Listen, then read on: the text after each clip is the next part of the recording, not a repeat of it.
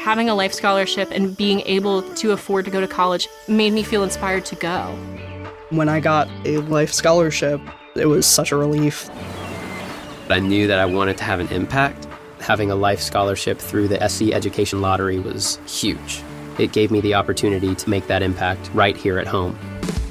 The South Carolina Education Lottery. A better you, a better us, a better South Carolina. Visit sceducationlottery.com/betteryou.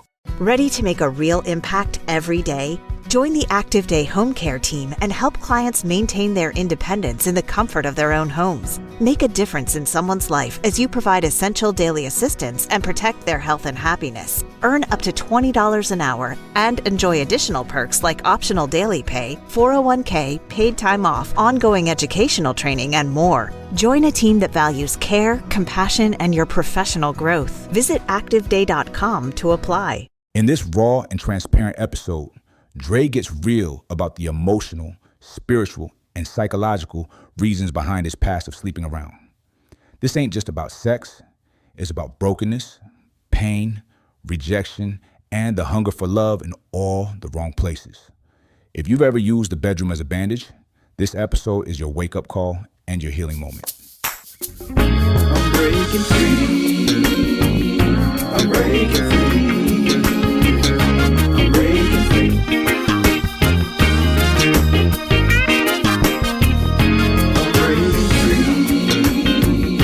I'm breaking free. I'm breaking free.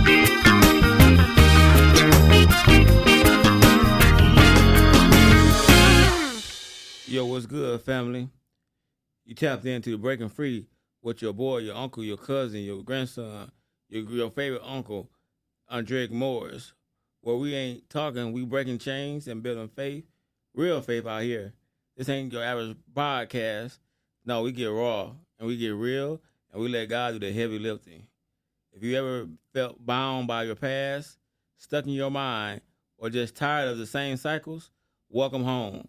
This space is for the broken, the bold, and the ones ready to be set free for real.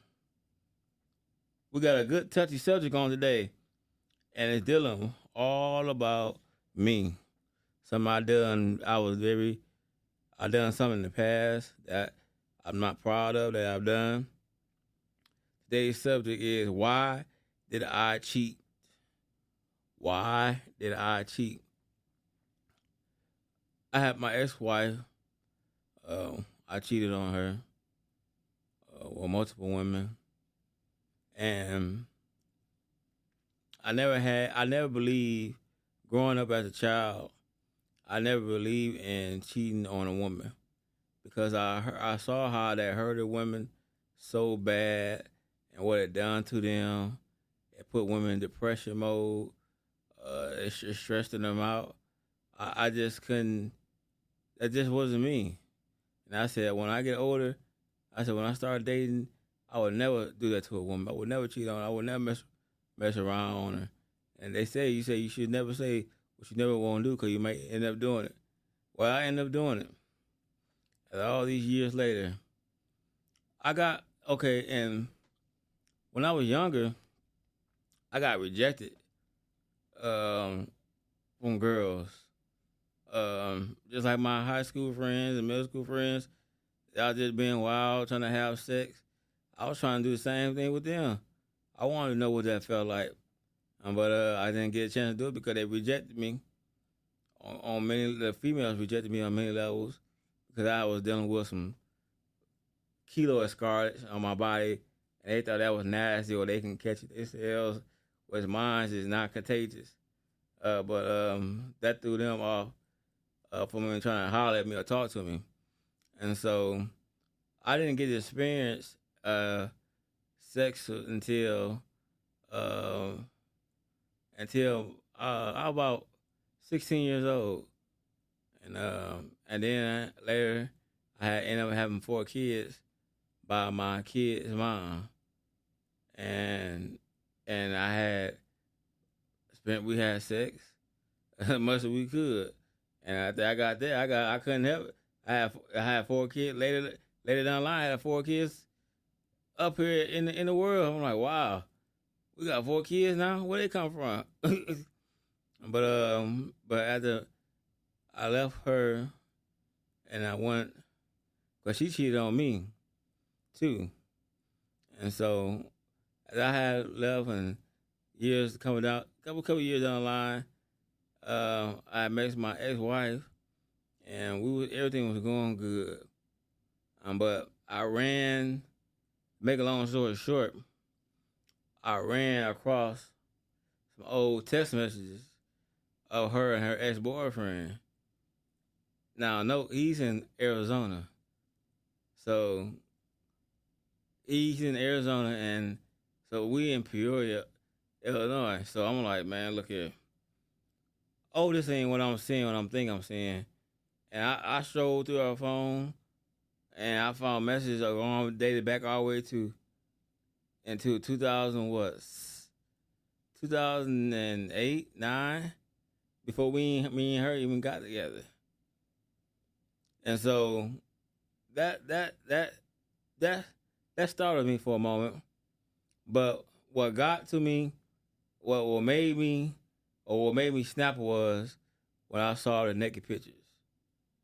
When he sent a naked picture of his private part, and she sent naked pictures of her private parts and her chest, I knew something was up then. And then when I confronted her about it, she gonna tell me it wasn't her. That wasn't you. I know your body. I be in you. I know your body. How you gonna tell me that ain't your body part? That's some stuff on the internet. That was not. That was just your body. There ain't no internet body. Man, so she told me that. I just laughed it off. But it's something triggered in my brain to start inboxing females on Facebook. Females that I knew. Not just any female randomly, but females that I really knew. That I talked to every now and then. Old church girls I used to go to church with, stuff like that, and friends of other friends. And so I was messing around with one of the girls that went to my church. And that was fine, everything. Because I was like, okay, that's cool. We just messing around a little bit. And then next thing you know, I started messing with somebody else. Then next thing you know, somebody else. Next thing you know, somebody else.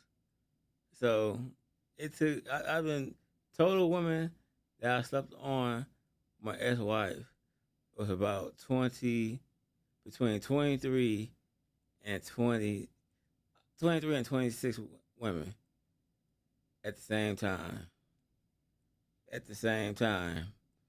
You were like, man, what kind of pills was you on? No, I'm not saying they all in the room with me at the same time. They were spread out during the week. You know, so I had my certain ones I go to on certain days, and they all had no clue what was going on with me. All they knew about I was complaining about how I wasn't happy at home. But as far as the women knowing each other, they never knew each other. And I wasn't on no type of drugs. I don't take drugs. I was on no type of pills to keep me up and all that stuff. No, I was just natural. And they liked that. They liked that about me until I'm not gonna lie. I paid. Excuse me. I paid a couple of them, and because a couple of times, at that first couple of times, as I paid them, it was like, man, I gotta have you. You need to come back. You like you man. I need you right now. I mean, they called me all time in the morning. I'm sleeping next to her, to my ex-wife. They calling me, texting me, inboxing me. 12, 1, 2 o'clock in the morning.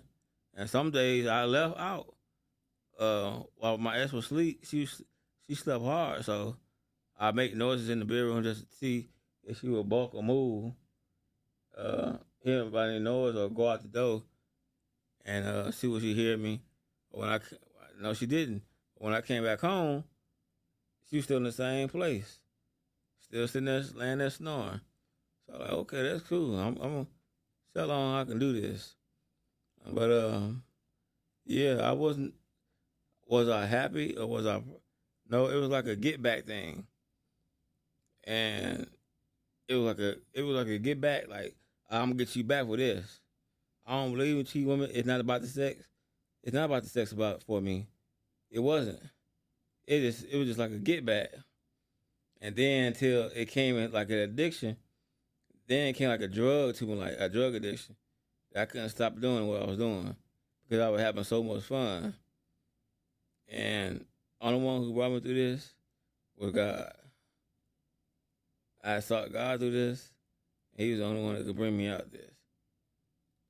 And so her sister had some problems, home problems, and got kicked out of her apartment, and she needed a place to stay. So I said, well, see, can she stay with your auntie or your uncle? And they refused her. So she was like, well, blood thicker than water. I said, well, oh, no, I said this first. I said, well, can she go to a mission with her and the kids? They'll help her out with the kids. And she's like, no, I'm not going to do that either. Blood thicker than water. I said, oh, really, huh? I said, okay. Go ahead, let her come. I didn't want her to come. God knew what was going to happen. That thing wasn't going to be right.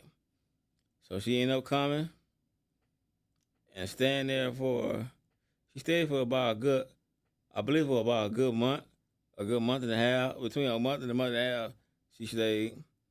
And things didn't go right at all.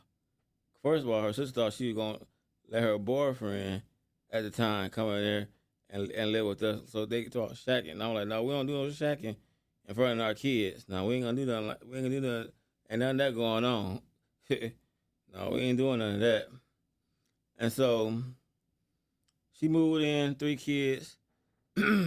And I just noticed some things that wasn't normal or wasn't going on before she got there. I'm not going to get too graphic with it, but I just said kids wiping stuff on the walls, are they diapers or the little drawers wasn't cool. People, or I put it like that. It was a big. We developed a gnat problem when our sister moved in. A gnat, whole bunch of gnats in the basement. It was so many gnats that I went out there and shook the bed sheet on the couch. They were sleeping on the couch, and the bed sheet, a comforter I shook, and as soon as I shook it, a whole bunch of gnats came out of nowhere. I'm like, y'all down here laying on this mess? And so I went there and fussed her, and she said some things to her. I guess she said some things to her, but I'm like, man, look, that's not. I'm not happy. I said I'm not happy. I said I'm not happy with my sex life right now. Now at the time,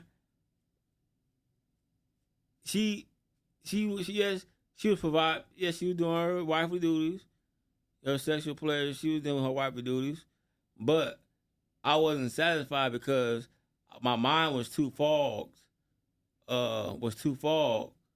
About what was going on in the house. My mind was clouded and fogged. The mess was going in the house. So when she laid down with me at night, I wasn't. It was like I wasn't with her. I wasn't happy. I'm like, man, I can't sleep at night. I don't want to be here no more. Especially I was on that. Y'all know how much money I spent on Raid Fog, y'all? Them little orange thing, and I had to catch a deal where they had 4 in a box. They normally sell 3 in a box. I had to catch a deal. I had 4 in a box.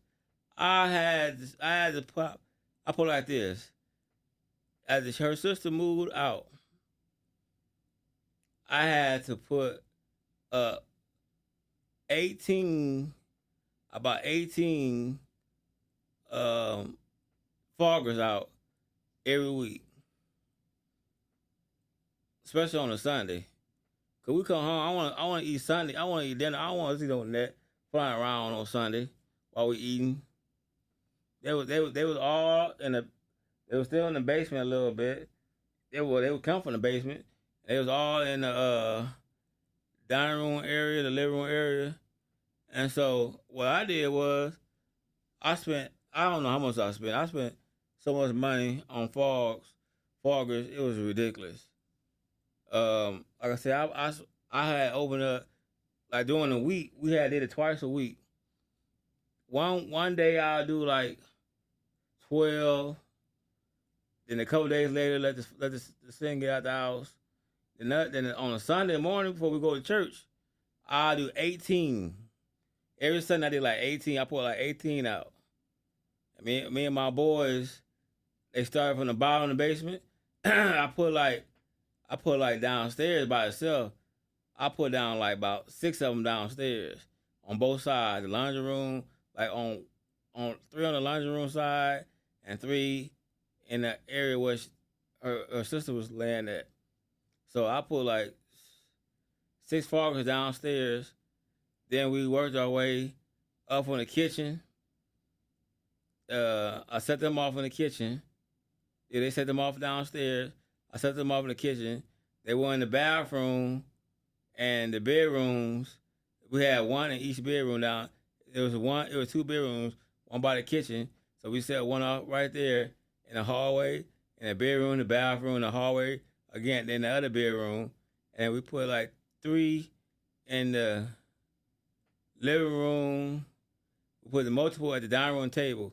We just set like a whole bunch of them, like a whole bunch of them on the dining room table. And then we put one in my office and 2 in the bathroom, in our main bathroom. And we put 1 in our main bedroom. And we left the cabinets open in the kitchen sink. It may be more than 18, I don't know. But I know I put a lot in the house. When we came home, all the nests were dead because we saw something on the table that we had to get some bleach water and dishwater and wipe the surfaces back off. They wasn't on the couch or nothing like that. We saw them there on the dining room table. We had to wipe them off and clean the table off again. Saw some chairs. There was some on the floor. We basically just cleaned the house back up. Clean the house back up. Get rid of all the countertop. We had to clean it all back up again. We should have to do that on a Sunday. But like I said before, our sister came there. We didn't have that problem. So I was unhappy. Then I had to find the pictures going through her phone. That was another big deal. And so I was like, man, forget this. I'm gonna go out here and do me. I got to start inboxing females left and right. I mean, I was spending so much money at hotels. I was at the, I ain't gonna say the hotels I was in, but I was at a couple of hotels. I go rent, and I just get it for that one night. I won't even stay there that night. I just get it just to go get some and hit a girl and then come back home. And I was doing that almost, about 3 times a week. Where the money come from, I can't even tell you. I guess for my gig, my bunking media group business, it was a different name then. It was Andre Incorporated back then. But I came from that, and my disability, I was just spending money left and right. And like I said, I started out like 3 days a week, then it went to like 4 to 5 days a week. I either at their house or I bring them to my house. When she leave, go to the store, I call them to my house. And that was dirty. Or like I said, most of the time, 70% of the time, I was at the hotel. 70% I was at the hotel. And like I said, some of them I gave some change to. I guess a few dollars. Some of them I didn't. You know what I'm saying? And I was happy with that. I wasn't mad. I'm like, you ain't breaking me, so I'll give you a couple of dollars. You know what I'm saying? But it didn't faze me. It did not faze me at all. And so it ended up being, like I said, it went from 1 to 2 to 3. That's I'm looking at. I kept pictures of every last one hidden in my phone, in the hidden folder. iPhone got the hidden folders on the phone, you can keep certain things, hide pictures or videos. And I kept track of every last one of them. And it was like a total between 23 to 27 of them that I slept with. And multiple times, it was two of them that it was two to three, four. About four of them that I slept with on a regular basis. It was, about four of them I slept on a regular basis. I'm talking about every week or every other day. The other ones come hit and miss, but every other day I had like four of them, and then two of them I had almost every day. I was out of control. I was out of control. So they say it's no excuses for cheating. Man, yeah, that's funny when I ask all the women that. All the women say there's no excuses. But I never heard a man say that. There's no excuse. Cause I don't see it as an excuse. It's a fact. That's why I cheated. Because I wasn't happy. Well, other purpose was, I had at first before her sister came and I found them pictures. We had a happy life. Her kids was basically taking a while for them to start listening to me and obeying me, my rules and stuff. But that was gonna come and go. That was gonna come quick and go. But as far as being in a relationship, we was cool. You know what I'm saying? From the sex to her being a wife or me being a husband, having a good time, laughing all the time. We had a good relationship on that. So that's the only reason why I cheated. If she hadn't did that, if I hadn't seen that, now her sister moved in, that'd been a different story. As far as if I hadn't seen those pictures that she was sending to her ex and he sent her pics, I wouldn't have done that. I wouldn't have went out there and I wouldn't have slept around on her at all. Her sister, I was just gonna deal with that and just stay to myself in my office or my bedroom. That's how I was gonna cope with that one. But when I had that on me, and then not being sexually satisfied at all, and then dealing with the pictures, oh man, that was too much. That was too much for me. That was too much. And I couldn't, and I would never want, I'll put it like this. I thank God that I'm delivered now. That I have stopped that. When I got with my new wife, I stopped all that cheating. I told a couple females, like, I said, I found somebody that's a good woman. I see something good happen to me in the relationship. I said, I gotta leave y'all alone. I told all 5 of them that the same day. And one of them inboxed me, except for one of them. One of them inboxed me and said, well, I'll see you next month. Well, let me come tell you, she's still waiting. Because she ain't heard from me yet. And you ain't gonna see me. I'm done. Because look, at the end of the day, as I look back after I started doing it, like on my divorce date, man, I got crazy and wild that day. I was so happy. I had 2 women. I had one in the morning, one in the afternoon and one at night. Same hotel room. Yep. I got the room for a discount. I said, I'm gonna celebrate tonight.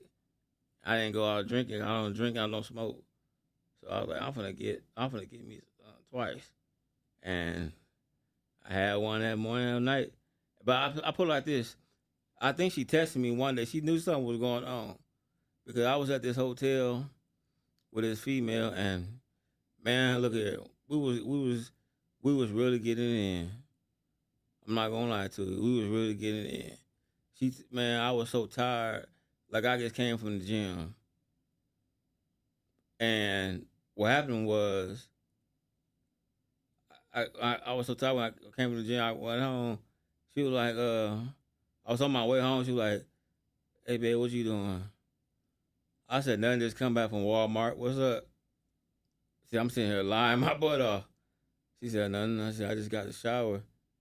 I got my lingerie on. You want to see me? You come home." So I'm like, "Okay." I said, "I bet." I said, "I'm gonna come to you. I'm on my way home." So I'm standing there lying, hunting the phone up. I'm driving, looking up, like, oh Lord. Oh man. I said, Lord, I'm sorry for what I done. I have sinned, and I sinned, Lord. Lord, please forgive me. But if you can find any heart or anything in you to strengthen me back up, I do anything you want me to do.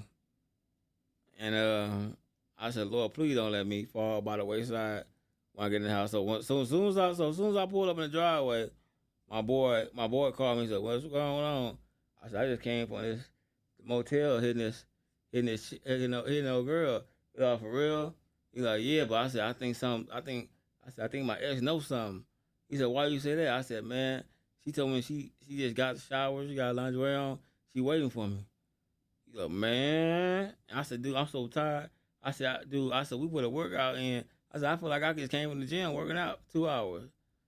He said, "Man, well, good luck, man. Let me know how things go." Man, so I pulled up in the driveway. I walked in and said, "Hey, babe." So let me use the restroom right quick. Walked in. Now I'm in there faking like I'm on the toilet using the bathroom peeing.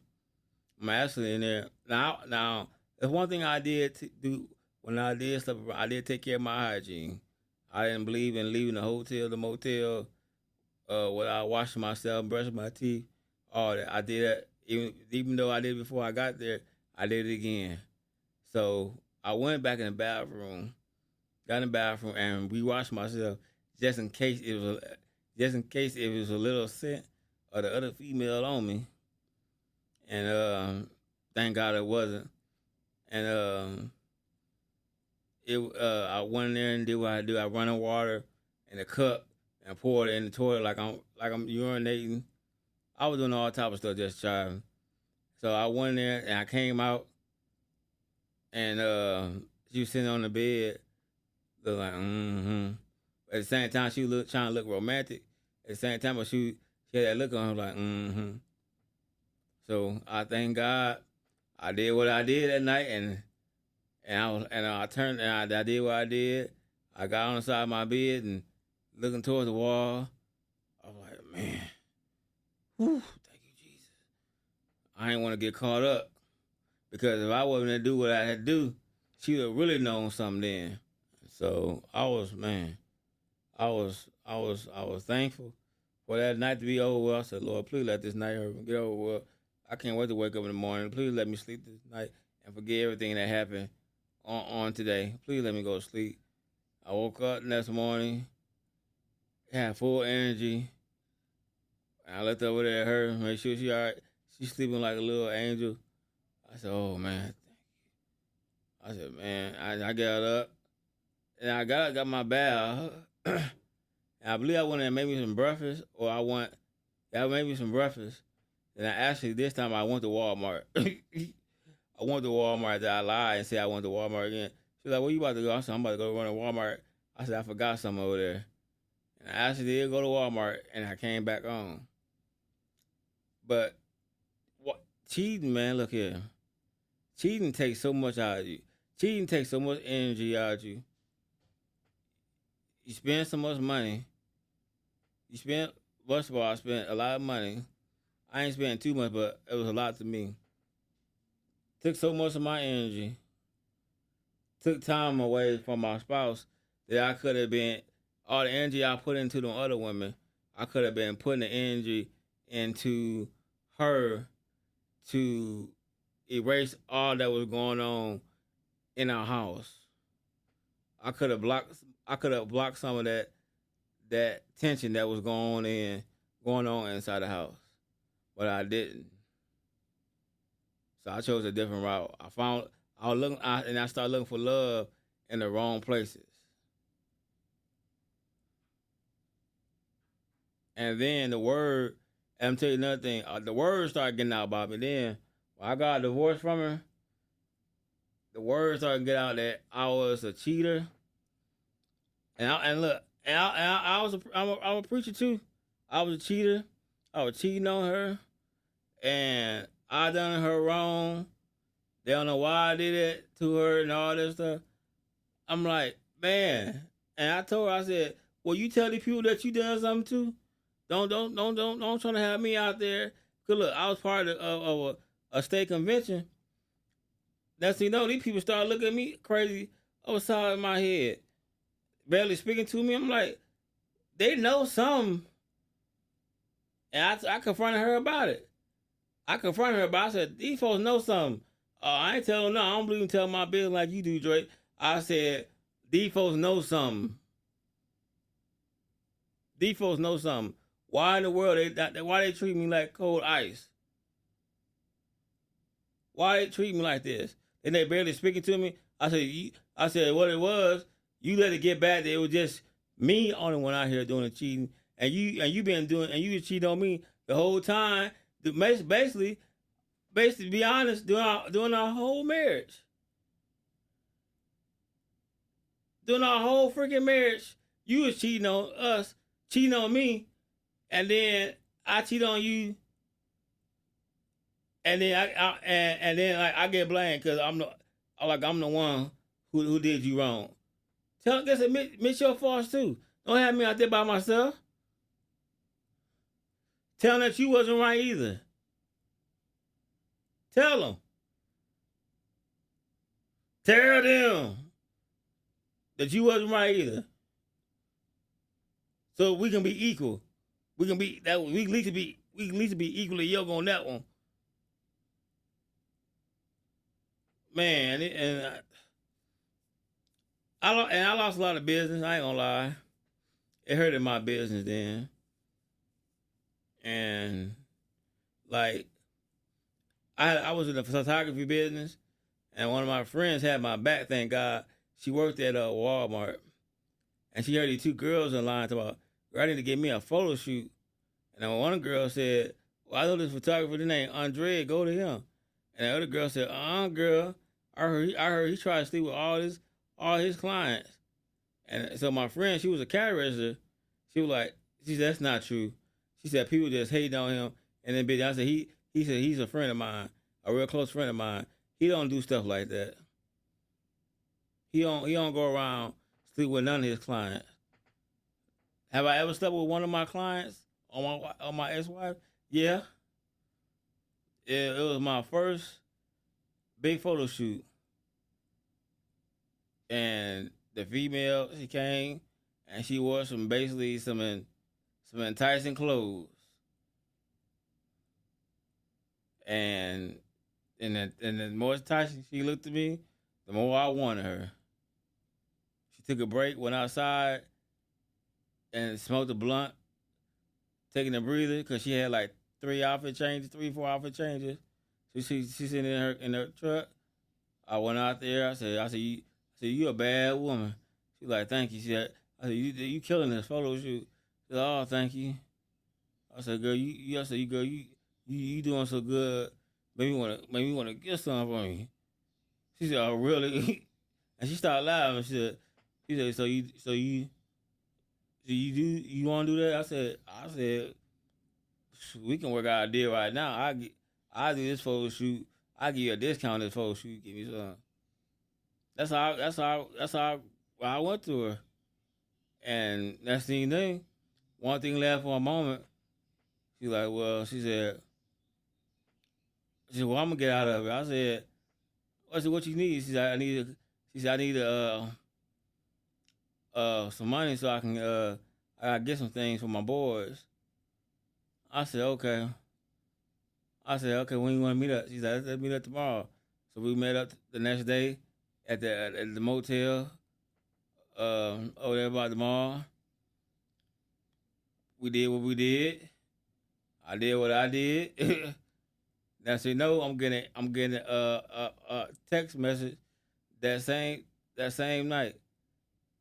Can we go again? That was good. We need to go again. So I'm like, man, I saw Paul like, man, I'm gonna get the money. I got the money to get into the hotel room again, but I don't want to do that, man. I'm like, I'm trying to find out if she got a place. She's like, my boy be at the place. So I said, yeah, I get a room again, and went back the next day.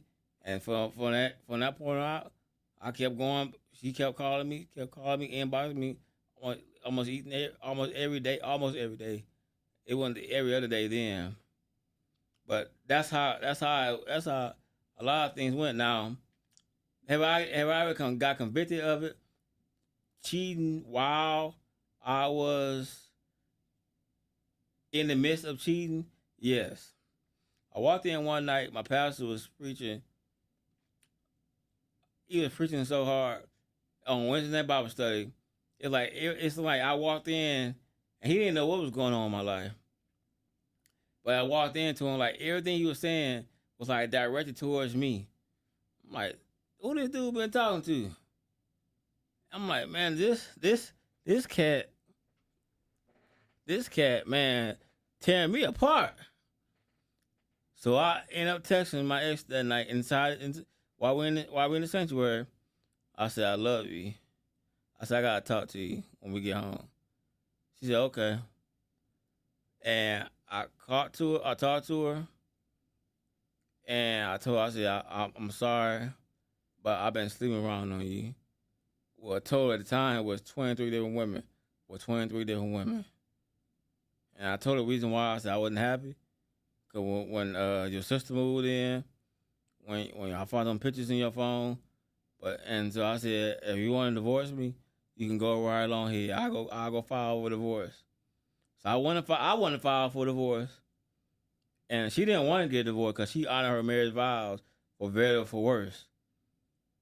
She was gonna deal with the pain of me messing around because I guess two of the kids found out, and her sister found out that I messed around. They held it back from her, and she was like, "Man, why y'all didn't tell me? Y'all know this different. Why y'all didn't tell me?" And so I want to file a divorce. The Minister Alliance went out the next day for a lunch at Golden Corral. And I showed my pastor. He said, "Man," he said, "what's this?" He said, "Man, get out of here with that." I said, "I'm pastor." I said, "I'm done, man." I said, "I can't do it." I said, "I'm doing her wrong. I'm doing her wrong." He said, "Man, get out of here with it." He said, "Dre, you got kids at home that need a father. You don't need to walk out on your family like that." And he basically was saying what he's saying, and so I ended up ripping the divorce papers up right there at the spot and throw them in the trash can. So I stopped cheating on her for about 6 to 9 months. But I was so addicted to it, and I went right back. But I stopped. I gave it a try. I stopped for 6 to 9 months.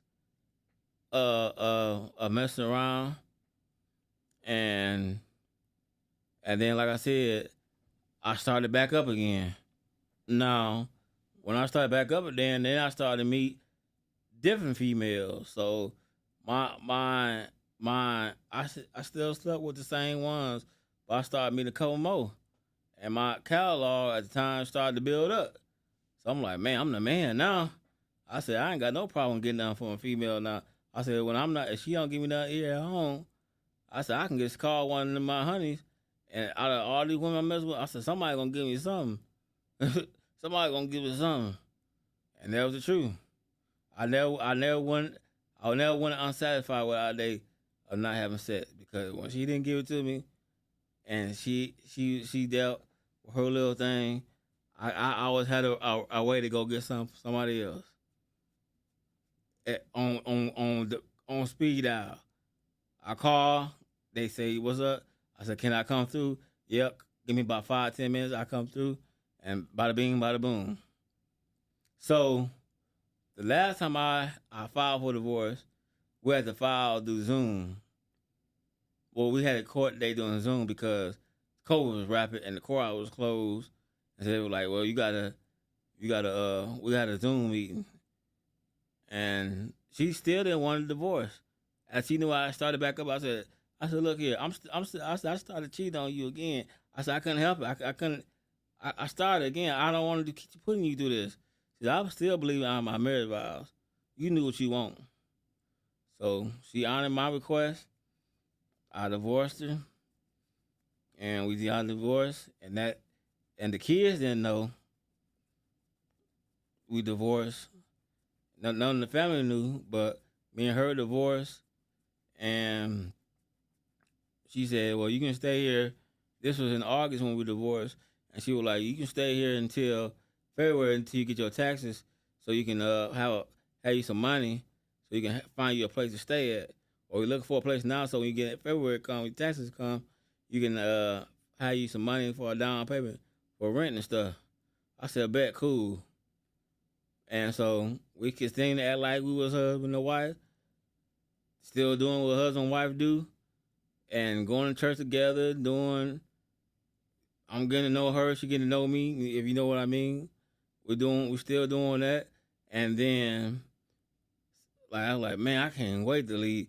And for some reason, my three kids that were standing there with me too, they were ready to leave too.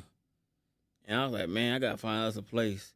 And this apartment came available down the south end, close to the church, close to my new church, because I had told her, this is what I told her. I said, you know what? After I had to file for divorce first time, we started working we had started working on our relationship. I said, you know what? I said, let's start all over again. So let's go find a new church on. I said, we ain't gotta go to my family church. We ain't gotta go to your family church. I said, let's just start over as a family. We go find a new church on.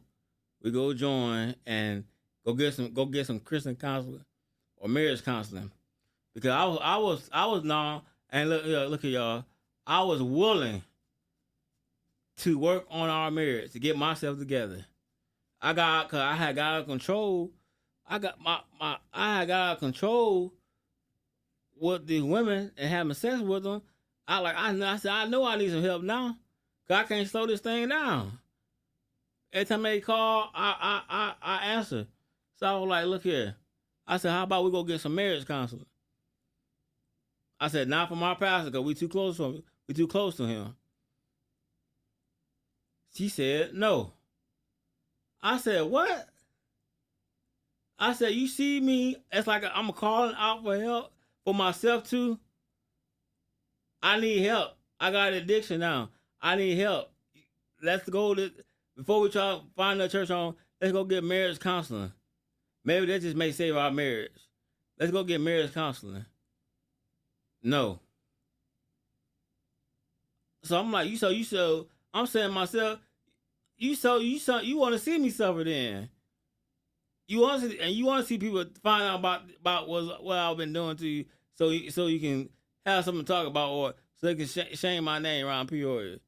You see me calling out for help, and you refuse for us to go see a marriage counselor. I said, something ain't right with that picture. I said, let's find another church home to go to. Maybe we can start over there. Nope. I'm happy where I'm at. So I ended up going back to my family church. And that was the end of that. Went back to my family church, and when I found that, like I said, my apartment was down there, like about 4 or 5 blocks around the corner from the church. I was like, I got it made. Got my own place, got me a vehicle, got my kids, got our furniture, our clothes, our bed sitting, all that. We was good. But yeah, that's why I cheated, because like I said, if I haven't found those pictures, and then on top of that, dealing with her, we had a financial issue too, a deal going on, and then her sister moving in with her 3 kids, and her 3 kids basically destroying or doing stuff they shouldn't been doing. They were little babies, but still, you can have control of your babies. And they were that baby, that little babies. But they was big enough not to do what they did. And all that hadn't happened, we probably would have still been together today. But she refused, like I said, she refused to for us to go get marriage counseling. And that was the end of that. And the last straw was when she let her son cuss me out. So her son was 17 at the time. He just turned 18. And we was on the back patio, and I asked him to do something, and he stormed past me, pushed me out the way, cussed me out, walking through the house, got his stuff, and left the house cussing me out. I said, so you gonna let your son cuss me out? And she just stood there. So you gonna let your son, I'm his father. I'm not his biological father, but I ain't done more stuff for this boy than his dad ever did. His dad only came in his life one time for his graduation. And you gonna let this boy talk to me outside his net? Because I asked him to get up and help cut the grass. And that right there triggered something in me too. So that same, after all that frustration I went through that day with him and her doing that, I called my little floozies. And it was crazy. But you know what? I thank God, as I'm ready to end this podcast, I thank God that out of all the women that I slept with, that I did not catch not one disease.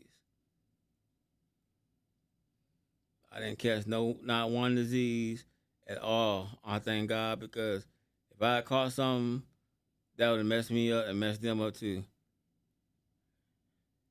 And I thank God that he pulled me through this storm. And I thank God he stopped me from doing what I'm doing. That back in 2020, 2021, I got back. I got on the right path, back to where I was supposed to be with myself. And I thank God for the journey he has brought me out this far. So that's why I cheated. And so this show has helped you out. You know what I'm saying? You can give us a call here at Bunking Media Group. So this is it for today's episode of Breaking Free with your boy, your cousin, your nephew, your grandson, your great uncle, where we breaking chains and building faith, one conversation at a time. Remember, no matter how heavy the struggle, God's grace is stronger. Keep pressing, keep praying, and keep believing that freedom is yours.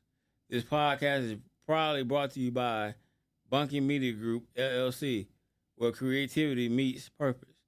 For immediate services, inquiries, or to connect with us, email us at info@bunkingmediagroup.com. That's info@bunkingmediagroup.com, or call us at 309-839-4600. 309-839-4600. Until next time, stay free, stay faithful, and stay breaking free.